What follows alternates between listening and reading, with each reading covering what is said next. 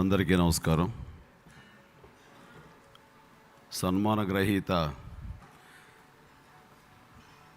త్రివిక్రమ శ్రీనివాస్ గారు అప్రతిహతంగా మాట్లాడినటువంటి ఆ వాగ్ధాటి, అల్లు రామలింగయ్య గారి గురించి చెప్పిన సత్యాలు ఇవన్నీ వింటున్న తర్వాత ఇంక ఎవరు ఆయన గురించి ఏమీ ఆవిష్కరించక్కర్లేదు, ఏమీ చెప్పనక్కర్లేదు. అంత కూలంకుషంగా మాట్లాడారు. దానికి ప్రత్యేకించి ఆయనకు నా అభినందనలు తెలియజేస్తూ, అల్లు రామలింగయ్య గారు ఆయన ఒక వ్యక్తి అనుకోను, ఆయన ఒక నడిచే ఎన్సైక్లోపీడియా అనుకుంటాను. ఎన్నో పార్శ్యాలు ఉన్నటువంటి బహుముఖ ప్రజ్ఞాశాలి అనుకుంటాను నేను. ఆయనతో నాకున్న అనుబంధం ఇక్కడున్న ఎవరికీ లేదు. బహుశా వారి తనయుడు అల్లు అరవింద్ గారు కానీ మనవలకు కానీ ఎవరికి కూడా లేదు. ఎందుకంటే ఆయనతోటి నటుడుగా ఎక్కువ సమయం ఆయనతో గడిపాను, ఎక్కువ సినిమాలు చేసినటువంటి అవకాశం నాకు వచ్చినందున ఆయన గురించి క్యూరియాసిటీ తోటి ఎక్కువ నాకు వచ్చే సందేహాలను ఆయన ద్వారా నివృత్తి చేసుకోవడంలో ఆయన గురించి నేను ఎక్కువ తెలుసుకోగలిగాను. ఆ రకంగా ఆయన అంటే నాకు ప్రత్యేకమైన అభిమానం. ఆయన వ్యక్తిత్వం గురించి, ఆయన ఉన్నతత్వం గురించి నాకు చాలా ఎక్కువ తెలుసని అనుకుంటున్నాను. అవన్నీ నేను ఈ సమయంలో చెప్పదలుచుకుంటే అసలే నీరసించున్నారు, చాలాసేపు ఎదురు చూస్తున్నారు. ఈ సమయం అంత కరెక్ట్ కాదు, కానీ మనసులో ఉన్నటువంటి కొన్ని భావాలు చెప్పుకోవాలనిపిస్తుంది. ఆయనతో నాకు మొదటి పరిచయం 1998 మే ఆ ప్రాంతంలో మనూరి పాండవులు ఎర్రటి ఎండలో రాజమండ్రిలో ఆయనతో పాటు నేను మనూరి పాండవులు చేస్తున్న సమయంలో ఆయన ఫస్ట్ టైం చూడటం అదే. సో ఆయన ఆట పట్టించే సాంగ్తో ప్రారంభమైంది షూటింగ్. ఆయన పట్టుకుంటుంటే కొంచెం చిరాకు పడేవాళ్ళు. ఏంటంటే గట్టిగా పట్టుకుంటారంటే ఆయన నెమ్మదిగా పట్టుకుంటాయా. నేను, మురళీమోహన్, ప్రసాద్ బాబు, ఇంకో ఇద్దరు క్యారెక్టర్స్. సో ఆయన పాప చాలా ఇబ్బంది పడిపోయేవాళ్ళు, కానీ ఎలా పట్టుకోవాలో తెలియదు. ఎలా పట్టుకున్నా సరే కేకలు వేసేవాళ్ళు. బాబు ఇదేంటి, బయట చాలా కామెడీగా ఉంటారు, ఇంత సీరియస్ మనిషి ఏంటని కొంచెం ఇంటిమిడేట్ ఫీలింగ్ వచ్చింది మాకు. తర్వాత కూర్చుజాతి ఏ ఊరు బాబు మీది, ఎక్కడ అన్నాడు. మాది ఒక ఊరని లేదులేండి, నాన్నగారి ట్రాన్స్ఫర్తో పాటు అన్ని ఊళ్ళు తిరుగుతూ వచ్చావు, అది నా పేరు చిరంజీవి అండి అన్నాడు. ఆహాహా అన్నాడు. అనిన తర్వాత నాతో పాటు చాలామంది చేశారు, కానీ నా మీదే ఆయన దృష్టి ఉందనేది నాకు అప్పుడు గమనించలేదు. తర్వాత తెలుస్తుంది ఎందుకుందో ఏంటో. ఆ తర్వాత నన్ను క్రీగంట చూస్తూనే ఉన్నారనే విషయం ఆ తర్వాత గమనించిన మురళీమోహన్ వాడు తర్వాత చెప్తే అర్థమైంది. ఏదో నన్ను చూస్తుంటే కనుక ఏదో నటుడిని ఏదో నా గురించి అబ్జర్వ్ చేస్తున్నారేమో అనుకున్నాను తప్ప, ఆయనకి ఇంకో కోణం ఉంది, ఇంకో పార్సి ఉంది, అది దృష్టిలో పెట్టుకుని అబ్జర్వ్ చేస్తున్నాడు అన్న విషయం నేను గమనించలేకపోయాను. ఆ తర్వాత ఆ రోజు షెడ్యూల్ అయిపోయింది. అక్కడి నుంచి ట్రైన్ ఎక్కి మెడ్రాస్కి బయలుదేరి వచ్చేటప్పుడు అందరూ అనుకోకుండా ఒకే కంపార్ట్మెంట్లో కూర్చున్నాము. ఆయన, రావు గోపాలరావు గారు వాళ్ళు కొంచెం అని అలా బిగించి ఏదో గ్లాసులో పోసుకున్నారు. అప్పట్లో నేను ఆంజనేయ స్వామి భక్తుడిని, ఏమి లేదో పక్కన అలా కూర్చున్నాము. భోజనం వస్తే కనుక తినేసి నిడదవల్లోనో ఎక్కడో తాడేపల్లిగూడలోనో ఇస్తారు భోజనం, అక్కడ తినేసేసి వెళ్ళిపోదాం, పడుకుందాం అనుకుంటున్నాం. బాబు సార్ చేసి నాకు అలవాట్లేదండి చిచ్చాను. అరకా లేదు, నేను ఆంజనేయ స్వామి భక్తుని, ఇవన్నీ చేయనండి, నాకు అలవాట్లేదండి నస్తాను. అంటే బుక్ తీసి ఆయన మార్క్ టిక్ అని వేస్తుంటారు, అదేదో వేస్తుండొచ్చు అని. ఇట్లాగా నాతో పాటు 2-3 షెడ్యూల్ చేసిన తర్వాత నేనేంటి అదేంటని అక్కడ గీత అనే అమ్మాయి ఉంటే, అమ్మాయితో మిగతా కుర్రలందరూ సరదాగా ఉంటే, నేను అప్పుడు అమ్మాయితో కాకుండా అక్కడ హార్స్ రైడింగ్ ఉంటే, దోసకాయల పిల్ల హార్స్ ఎక్కి తిరుగుతూ ఉంటే మిగతా వాళ్ళని చూసేవాళ్ళు, నన్ను చూసేవాళ్ళు. అక్కడ ఇంకొక టిక్ వేసుకున్నారు. సో అమ్మాయి దగ్గర నుంచి మాట్లాడుతాం, సరే అమ్మాయితో నేను క్లోజ్గా మాట్లాడుతున్నటువంటి సీన్ ఆయనకి ఏం కనపడలేదు, కాబట్టి అదొకటి. ఇవన్నీ అయిన తర్వాత ఇక్కడ దుష్ట చతుష్ట కూటమి లాంటి జరిగింది. అల్లు అరవింద్ గారు, జయకృష్ణ, అల్లు రామలి వీళ్ళందరూ కలిసి కూర్చుని ఈ కుర్రోడిని ఎలా నొక్కేద్దామా అని ఆలోచించారు. నొక్కడం అన్నాడు. ఇవన్నీ అప్పటిదాకా తెలియదు నాకు. నెమ్మదిగా జయకృష్ణ వచ్చాడు. బాబు ఏమండే అన్నాడు. ఏంటంటే జయకృష్ణ మా ప్రొడ్యూసర్ సినిమాకి. ఇప్పుడు కాదు, ఇప్పుడు పెళ్ళి గిళ్ళి ఎప్పుడే పెళ్ళాడు బాబు, ఎప్పుడే ఎంటర్ అవుతాను, ఇప్పుడు పెళ్ళాడు మనకి చచ్చి అదేం కాదు చిచ్చి మరి ఇంకా 7 పోవాలి, 5 పోవాలి, నిలదొక్కుకోవాలి ఇండస్ట్రీలో అని. ఊరుకోండే మంచి ఇప్పుడు ఈ టైంలో చేసుకోవాలి. అది నాన్నగారు అడ్రస్ ఏంటి అని అన్ని నెమ్మదిగా లాగుతున్నారు. ఆ తర్వాత రామలింగ గారు వేరే ఇంకో పక్క నుంచి ఇది ఇవ్వాలా ఇవ్వకూడదు సందిగ్ధం. అరవింద్ గారు అయితే ఇచ్చేద్దాం, మనిషి కనపడుతున్నాడు, ఫ్యూచర్ కనపడుతుంది, దాంతో ట్రావెల్ చేస్తే నా ఫ్యూచర్ కనపడుతుంది, అన్నీ ఆయన విజన్ చేసుకున్నారు.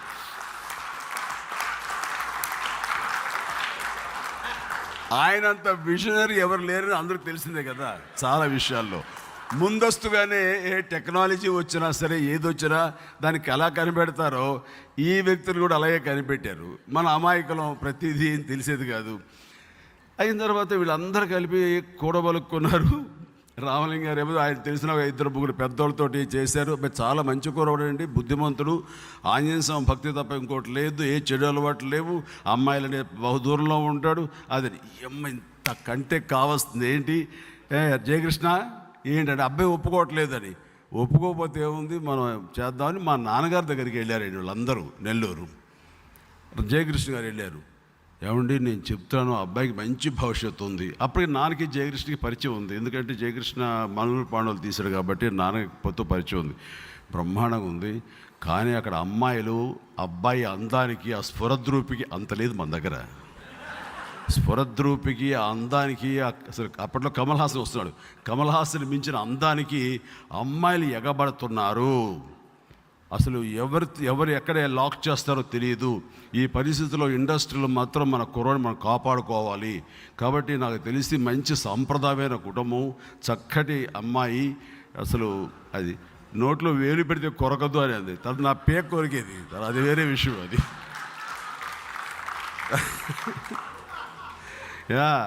తన పేకగా నిండుగా నగలు చేయించకపోతే అది నెక్స్ట్ నా పేక మీదకి వచ్చేది తన నోరు. అలాంటి నోట్లో వేలు పెడితే అంత మంచి సౌమ్యురాలు అని చెప్పేసి, అలాంటి అమ్మాయితో ఉంటే మన అబ్బాయి జీవితం బాగుంటుంది.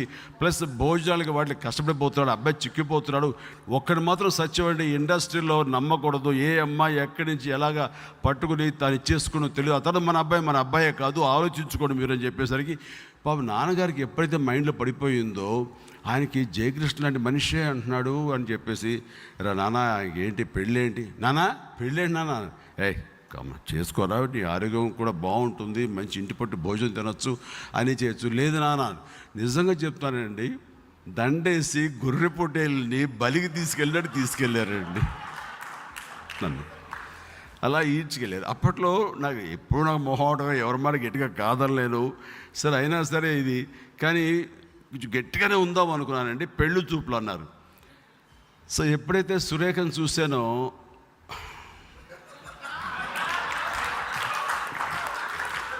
ఏంటి కొంచెం ఏంటి అందామా అనేది స్టార్ట్ అయింది. నో, ఎస్ వద్దు, మన కెరీర్ మనకి ముఖ్యం. ఇప్పుడు 4వ సినిమా 5వ సినిమా చేస్తున్నాం. లవ్ ఇన్ సింగపూర్ ఓ పక్కన చేస్తున్నాం, ఇంకోటి చేస్తున్నాం, ఇది కథ కాదు బాలచంద్ర గారి సినిమా చేస్తున్నాము, కుక్కాడు చెప్పు దెబ్బని ఇంకో సినిమా చేస్తున్నాం, న్యాయం కావాలి ఇంకో సినిమా. ఇప్పుడు మన ముమ్మరగా సినిమాలు ఉన్నాయి, చేతిలో సినిమా లేకపోలేదు. సినిమా తన సినిమా ఊపిరి సలపకుండా ఉంది. ఈసారి కాదుకూడదు అన్నాను. మళ్ళీ ఇంకోసారి ఏదో టీకి ఇంటికి రా బాబు అన్నారు. ఎందుకు వెళ్ళకూడదు అనుకునేవాడిని. కానీ ఆ అమ్మాయితో చూసిన ఫస్ట్ చూపులు మళ్ళీ గుర్తుకొచ్చి ఇంకోసారి చూద్దాంలే అని చూసేసరికి ఈసారి కాఫీ పెట్టింది ఎవరో తెలుసా? సురేఖ పెట్టిందంట. అది ఇచ్చారు. కాఫీ తాగను అనలేను, తను పెట్టింది కూడా తాగాను. అదేం కలిపిందో ఏంటో తెలియదు ఆ కాఫీలో. ఎప్పటికీ అంటారండి, ఏ మందు కలిపిందో ఆ క్షణంలో అన్నానండి. ఇంకా అంటావా లేదు, ఇంకా అనేసాను. ఇంకా అనిన తర్వాత చూస్తుంటే నేను కళ్ళు తెరిచేసరికి పెళ్ళి అయిపోయింది. ఆ పెళ్ళికో పెద్ద తతంగం ఉంది. రామలింగయ్య గారేమో అనుకున్న 2 నెలల్లో చేసేయాలంటారు, అది ఫిబ్రవరి. నాకేమో మే వరకు చాలా బిజీ షెడ్యూల్స్, ఒక్కరోజు కూడా ఖాళీ లేదు. తాతయ్య ప్రేమలలో ఎంఎస్ రెడ్డి గారు నిర్మాత, ఆయన అసలే కర్కోటకుడు అనమాట డేట్స్ వదలటానికి. అయిన తర్వాత ఇదో డేట్ లేదంటున్నారు కాబట్టి నేను మే జూన్లో చూసుకుంటాలే అంటే ఈయన అల్లు అరవింద్ గారు ఎక్కడ మన చెయ్యి వదిలితే మట్ట గుడిసెలా జారిపోతాని భయంతో వెళ్ళి ఏమైనా సరే 3 days సంపాదిస్తానని చెప్పి ఎంఎస్ రెడ్డి గారి దగ్గర కూర్చుని నువ్వు 3 రోజులు ఇస్తావా చస్తావా అంటే, అరే నూతన్ ప్రసాద్ బిజీ అయ్యా, నూతన్ ప్రసాద్ నాకు డేట్లు పోతే మళ్ళీ దొరకవు, మీరు మేలో పెట్టుకోండి అయ్యా అంటే అది పెద్ద తతంగం. అది ఆఖరికి ఇవ్వకపోతే మానేస్తాడు మీ సినిమా అని. ఆఖరి 3 రోజులండి. 1 పెళ్లి కొడుకు చేయడానికి, 2 పెళ్లి చేయడానికి, 3 అది ఏదో చేస్తారుగా.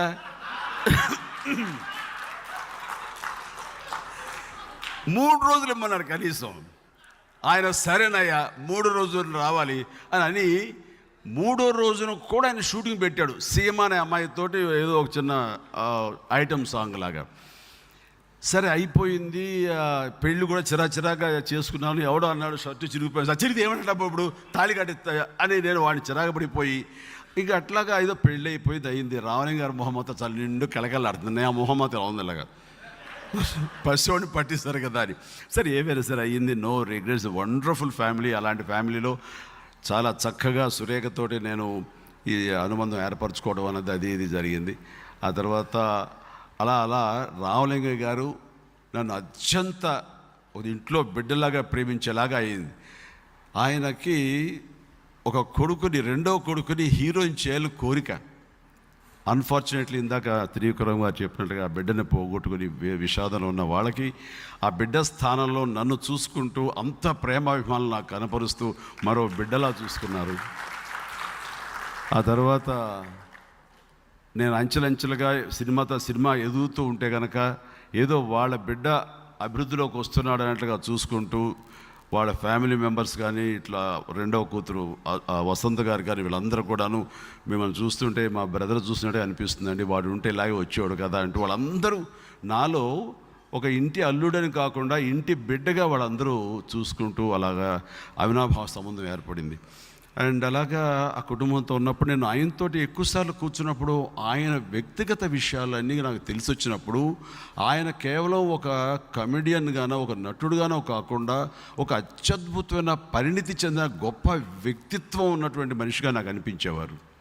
ఎందుకంటే ఆయన వ్యక్తిత్వం అర్థం చేసుకోవాలంటే మనకి పరిణితి రావాలి. అలాంటి వచ్చే సందర్భంలో నేను కొద్దిగా అర్థం చేసుకుంటూ వచ్చాను. ఆయన గురించి స్టడీ చేస్తే మన ఊళ్ళో పుట్టాము, ఇక్కడ పెరిగాము, ఇక్కడ ఏదో ప్రయత్నం చేశాము, ఇక్కడ చచ్చాము, అయిపోయింది. ఇది కాదు జీవితం అంటే. ఎక్కడ పుట్టావు అని కాదు, ఇక్కడి నుంచి ఎక్కడికి వెళతాము, అక్కడి నుంచి ఎంత ఎత్తులకి ఎదగాలి, ఎంత దూరంగా అయినా సరే వెళ్ళి మన లక్ష్యాలను సాధించాలి అని అంటానికి ద బెస్ట్ ఎగ్జాంపుల్ ఆయన. ఒక సాదాసీదా కుటుంబంలో పుట్టి, ఒక పేద కుటుంబంలో, రైతు కుటుంబంలో పుట్టి ఆయన నటన పట్ల మక్కువ ఉంటే ఇంట్లో నుంచి బియ్యం తీసుకెళ్ళి ఆ నాటకాల మేనేజర్కి అది లంచంగా ఇచ్చి ఒక వేషం సంపాదించి వేషం వేసి ఆయన ఎంతో సంతృప్తి చెందేవాళ్ళు. అలాంటి పరిస్థితుల్లో ఆయన నటన పట్ల మక్కువగా ఉంటూ ప్రజా చైతన్య దీంట్లో చేరేవాళ్ళు. ఆయన కమ్యూనిజం జననాట్య మండలిలో చేరి అక్కడ వాళ్ళ ద్వారా ఎన్నో నాటకాలు వేసి ఆ మక్కువ తీరక అక్కడే ఉంటే కనుక అలాగే ఉండిపోతానన్ను. అలా ఉండకుండా ఆయన మెడ్రాస్కి వెళ్ళిపోయి మెడ్రాస్ రాజారావు గారితో పాటు ఆయన పుట్టిల్లు సినిమాలో చేసి అక్కడి నుంచి ఆయన నటుడుగా స్థిరపడ్డారు. ఒక వ్యక్తి గురించి చెప్పాలంటే నటుడుగా స్థిరపడిపోయిన తర్వాత ఒక సాటిస్ఫాక్షన్ వచ్చేస్తుంది. నాకేముంది ఇప్పుడు ఎవ్రీ ఫిలింకి ఇంత డబ్బులు వస్తున్నాయి, కుటుంబం బాగుంది చాలు కదా అంటే అలా కాదు. ఆయనలో ఉన్న మరో గొప్ప విషయం ఏంటంటే నిరంతర విద్యార్థి, ప్రతి క్షణం నేర్చుకోవాలి, చదువుకోవాలి, నేనేదో ఇంకేదో సాధించాలని తపన ఆయన్ని డాక్టర్ని చేసింది. ఆ మధ్య నడి వయస్సులో ఆయన డాక్టర్ని అవ్వాలి అనే కోరిక రావటం అన్నది అది చాలా రేర్ క్వాలిటీ. అది ఇప్పుడు నేను ఆర్టిస్ట్గా సెటిల్ అయిన తర్వాత మరొక వ్యాపకం వైపు, మరో వ్యాపారం వైపు నేను వెళ్ళలేను. అంటే పాలిటిక్స్ వెళ్ళావు కదా అంతే, అది మధ్య చిన్న ట్రై చేశాను, అంత వదిలేసేయండి. సో అలాగా ఆయన డాక్టర్ని ఎందుకు కాకూడదు, నాకు ఎంతో కొంత సమయం దొరుకుతుంది కదా అంటూ ఆ వయసులో పుస్తకాలు తెప్పించుకుని చదువుకుని ఆర్ఎంపీ ప్రాక్టీస్ చేసి రిజిస్టర్డ్ మెడికల్ ప్రాక్టీషనర్గా సర్టిఫికేట్ పొంది ప్రాక్టీస్ చేసి ఎవరైతే ఉన్నారో ఫిలిం ఇండస్ట్రీలో వాళ్ళందరికీ ఆయన డాక్టర్ అయ్యాడు. వాళ్ళ నాలుకల మీద ఈయన మందు వేసేవారు. ఆ రకంగా చెప్పాలంటే ఫిలిం ఇండస్ట్రీలో ప్రతి ఒక్కళ్ళ తల్లో నాలుక అయ్యాడు ఆయన. ఆ రకంగా అద్భుతమైన డాక్టర్. ఆయనతో కూర్చుంటే ఆయన డాక్టర్గా నాకు ఎన్నో చెప్పేవారు. అలాగే వాళ్ళ ఇంటి కుటుంబ సభ్యులు కూతురికి వాళ్ళకు కూడా ఆ మెళకువలు నేర్పేవారు. ఇప్పటికి కూడా ఆయన వైద్యం మాకు తెలిసిందో ఆయన నేర్పిందో ఇంకా వాళ్ళ ఇంట్లో కొనసాగుతూనే ఉంది. ఆ రకంగా అద్భుతం డాక్టర్ రామారావు గారికి, నాగేశ్వరరావు గారికి, కృష్ణ గారికి, ఎవరికి అది నాకు తెలిసిన అందరికీ ఇక్కడ ఉన్నటువంటి వెళ్ళిపోయారు.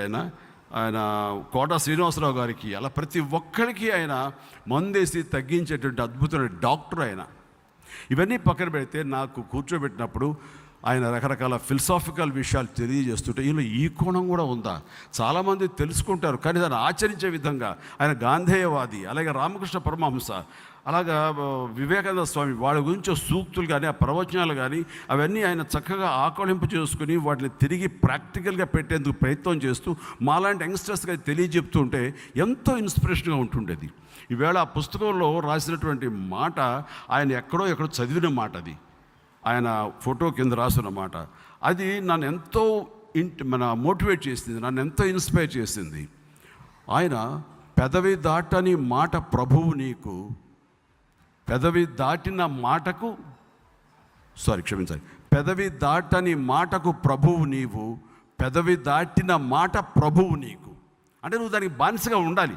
అందుకనే ఒక మాట వదిలేటప్పుడు ఆచి తూచి వదలాలి. మన చిన్నప్పుడు అంటారు అడుసు తొక్కనేలా కాలు కడగనేలా అని చెప్పేసి. అందుకనే మన మనసులో ఏదైనా ఒక మాట ఎవరి గురించి అనాలి అంటే కనుక ఆలోచించి అనాలి. అన్న తర్వాత ఇక దానికి మనం కట్టుబడి ఉండాలి. అది మనకు ప్రభువు, దానికి మనం బానిస. ఇది చాలా బాగా నాకు ప్రభావితం చేసింది. అందుకని ఆ మాట అనుకోకుండా ఈవేళ ఆయన పుస్తకంలో దీన్ని కింద క్రోడీకరించారు. చాలా సంతోషం. అది నాకు ఎంతో ఇన్స్పిరేషన్ చేసింది. ఇలాంటివి ఎన్నో చెప్తుండేవారు. గాంధీ మహాత్ముల గురించి చెప్తుండేవారు. ఆయన నిబద్ధత గురించి, ఆయన మొండితనం గురించి, పట్టుదల గురించి చెప్తుండేవారు. ఈయన అంత పట్టుదల ఉండేది. ఈయన అస్పృశ్యతకు ఎంత వ్యతిరేకం అంటానికి సురేఖ వాళ్ళు నాకు చెప్తుంటారు. మా అత్తమ్మ గారు కొంచెం చాందస్తంగా ఉండేవాళ్ళు, చాదస్తంగా. ఇంట్లో ఎవరైనా సరే కొంచెం ఇదిగా ఉంటే, మా మంత్లీగా ఉండే పీరియడ్స్లో ఉంటే వాళ్ళు గబుక్కుని ఇంట్లో రావద్దని చెప్తుంటే ఆయన చాలా అవమానంగా ఉండేదన్నమాట. అలాగని ఇంట్లో మైలు పడిపోతుంది. ఏంటి మైలు అంటే అర్థం ఏంటని చెప్పేసి ఆడబిడ్డలు ముట్టుకుని ఇంట్లోకి వెళ్ళి అన్ని వస్తువుల్ని ముట్టుకునేవారు, అన్ని బట్టల్ని ముట్టేసుకుని ఇప్పుడు మైల ఏం చేస్తావంటే ఏం చేస్తారు, ఎవరు ఏమనలేరైనా. సో ఇది మన యొక్క ఒక మూఢనమ్మకం తప్ప, అనవసరంగా వాళ్ళని మానసిక ఇబ్బంది పెట్టడం తప్ప, అలాంటివి దూరంగా పెట్టి వాకిట్లో కూర్చోబెట్టి వరండాలో కూర్చోబెట్టి దరిద్రపు సంస్కృతి పెట్టద్దు. వాళ్ళు ఇంట్లోకి రమ్మని, ఇంట్లో కూర్చోమని చెప్పి ఆయన అంత ఇదిగా, ఎంత అడ్వాన్స్గా ఆలోచించేవాళ్ళు 40sలోను 50sలోను. సో ఏ రకంగా చూసుకున్నా సరే ఆయన ఎంతో అడ్వాన్స్డ్ థాట్స్ ఉన్నటువంటి మనిషి. ఆయన గురించి ఇలా మాట్లాడుతూ పోతే ఎంతైనా మనం మాట్లాడుకుంటూ వెళ్ళొచ్చు. అట్లాగా ఇంకా ఆయనలో ఎంత చతురత ఉంది అంటానికి ఇంకో చిన్నది, అది సరదాగా చెప్పచ్చు లేకపోతే మానేయచ్చు, చెప్తాను. దీన్ని ఇంతటితోటి ఆపేసి దీన్ని ఎక్కువ స్ప్రెడ్ చేయొద్దు. ఒకరోజు షూటింగ్ వచ్చారు, అన్నయ్య షూటింగు. ఆయన షూటింగ్ వచ్చే ముందు బయట గేట్ దగ్గర, బాబు అంటే నేను కొంచెం హీట్లో ఉన్నానా, టెన్షన్లో ఉన్నానా అని, నేను సరదాగా ఉంటే మాత్రం అని వచ్చేస్తారు. ఉన్నానంటే అక్కడికి కామ్గా ఉండి వెనక్కి వెళ్ళిపోతారు. ఇది ఆయన ఉన్న అలవాటు. ఆ రోజు చాలా సాంగ్ సీక్వెన్స్, చాలా సరదాగా ఉన్నాను. కూర్చున్నారే, మాట్లాడుకుంటున్నాము. సాంగ్ వస్తుంది, ఆయన వేటూరు గారు రాసిన సాంగ్ అది. వాన వల్లప్ప వల్లప్ప వళ్ళప్ప గించే సామిరంగా అంటే వస్తుంది. అందులో చిన్న మిస్ట్ తోటి బాడీలు తడిచి ఉన్నాయి. నేను షార్ట్ చేసుకుని వచ్చి పక్కన కూర్చున్నాను. బాబు ఏంటది పాట, వాన వల్లప్ప వల్లప్ప. మన చిన్నప్పుడు వాన వల్లప్ప వల్లప్ప అని పాడుకునేవాళ్ళం చేతులు పట్టుకుని. ఆ పాటలో ఆ పదాలని ఆయన చక్కగా రాసి దాన్ని రొమాంటిక్గా రాశారు. వా వా వా వా. ఆ తర్వాత ఏంటి, వాన వల్లప్ప వల్లప్ప ఒళ్ళప్పగించే స్వామిరంగా. అమ్మని ఒళ్ళప్పగించే అంటే అయ్య బాబోయ్, చాలా రొమాంటిక్ ఫీల్ ఉన్నాయా వేటూరి గారు, చాలా బాగుంది అని. అటు నుంచి ఎవరో వ్యక్తి వెళ్తున్నారు. గించిందా అన్నారు. మా గారు